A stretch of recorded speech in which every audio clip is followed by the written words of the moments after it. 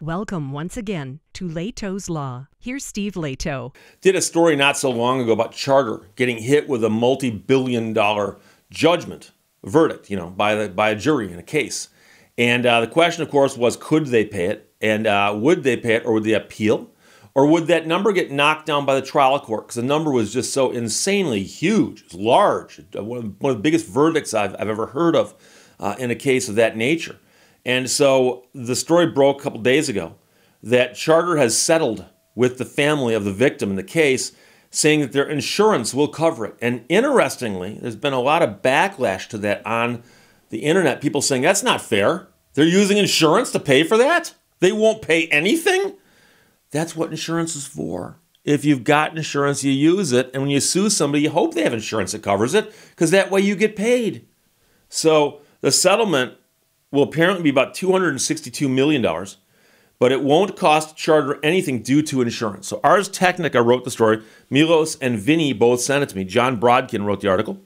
Charter Communications was once on the hook for over $7 billion in a case involving a former cable technician who murdered a customer in her home.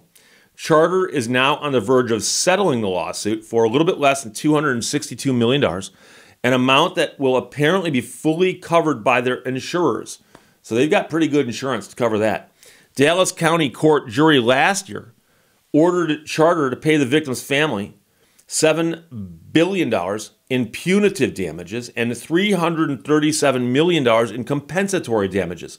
A judge lowered the total amount to about $1.1 billion. So it started out at 7.3, dropped down to 1.1, but that's still a big number when you're talking billions, $1.1 billion.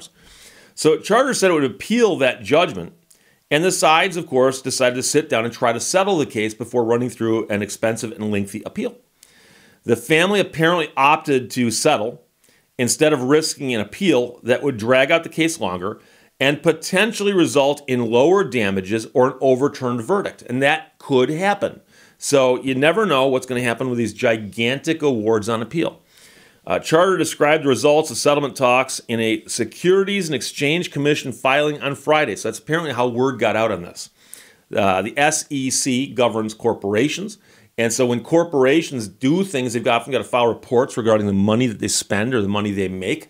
And so making a payment of $337 million or simply removing a $1 billion liability from their balance sheet would be things that would get reported to the SEC. So it's the SEC, okay? Charter said that plaintiffs' monetary demands steadily decreased in the months after the verdict, and that Charter's insurers pressured the cable company to strike a deal. There's now a tentative settlement between the plaintiffs and a Charter subsidiary referred to as Charter Communications, LLC.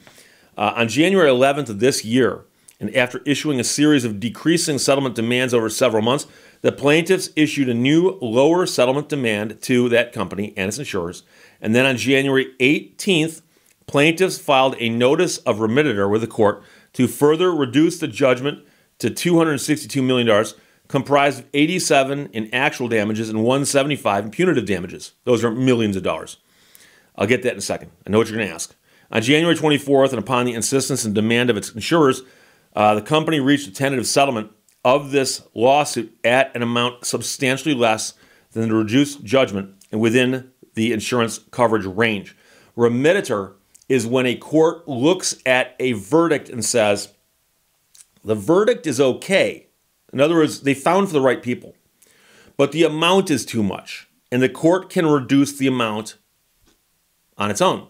However, here, the plaintiffs apparently approached the court and said, on our motion, we ask you to reduce the verdict. And I suspect that was for technical reasons, meaning that an insurance policy out there says, we will pay a verdict up to a certain amount.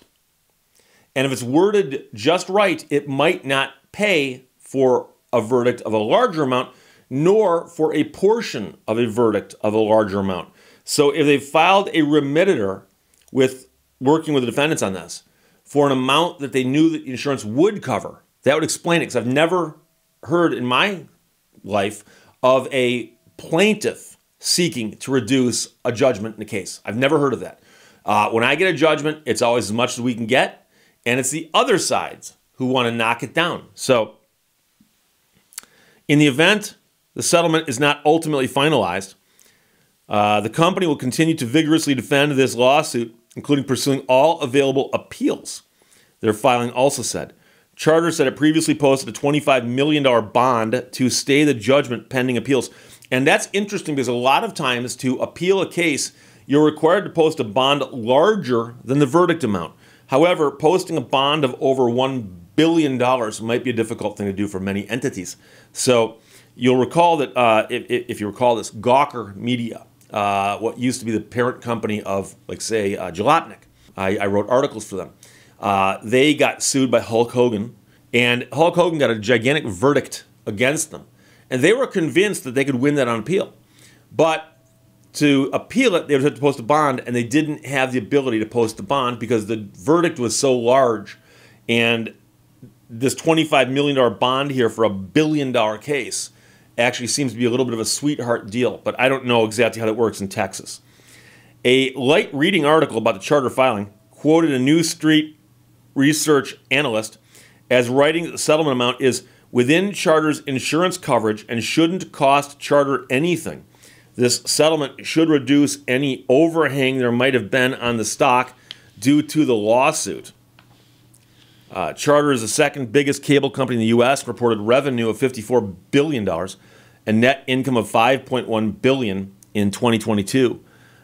Meanwhile, a former Charter Spectrum technician, Roy Holden, pleaded guilty to the murder of the 83-year-old customer and was sentenced to life in prison in April of 21. Charter was accused of hiring the man without verifying his employment history and ignoring a series of red flags about his behavior, which included stealing credit cards and checks from elderly customers. The judge lowered the awarded damages. He ruled in favor of the plaintiffs and did not dispute the jury's conclusions that the woman's death was caused by Charter's gross negligence and that Charter knowingly or intentionally committed forgery with the intent to defraud or harm plaintiffs. And so that's a whole different issue. This was a shocking breach of faith by a company that sends workers inside millions of homes every year, one of the family's lawyers said after the jury verdict. The family's law firm said that when the woman caught the man stealing her credit cards from her purse, he brutally killed her, went on a spending spree with her credit cards. After the family sued, Charter Spectrum attorneys used a forged document to try to force the lawsuit into a closed-door arbitration where the results would have been secret and damages of the murder would have been limited to the amount of her final bill. So Charter said in a statement to the media that the crime was not foreseeable, that the man's pre-employment criminal background check showed no arrests, convictions, or other criminal behavior, and that he had more than 1,000 completed service calls with 0 customer complaints about his behavior up until that time. So attorneys can always find the best stuff, and when taken out of context, it looks really good. But yeah, and like I said, I saw people complaining, going, it's not going to cost them anything. That's so sad. Charter's doing it wrong. It's like, hey, you know that guy jumped out of an airplane like a wimp? He used a parachute. That's what insurance is for. You want someone you're suing to have insurance. Otherwise, you might not get paid. So they're going to get paid. They're going to get about $262 million in a wrongful death case. And, you know, the punitive damages, it's unclear to me how much money you'd have to force a cable company to pay for the punitive damages to actually hurt them. Cable companies, as you might know, operate with different ethics than the rest of the business world. If you've got cable, you know what I'm talking about. So it doesn't matter which cable system you've got. They're all the same. And so it's kind of like how people lump all lawyers together. I think it's fair to lump all cable companies together. So I've never used Charter, but I have used cable, and I know how evil they can be. So Milos and Vinny both sent this. Thanks a lot. John Brodkin wrote it.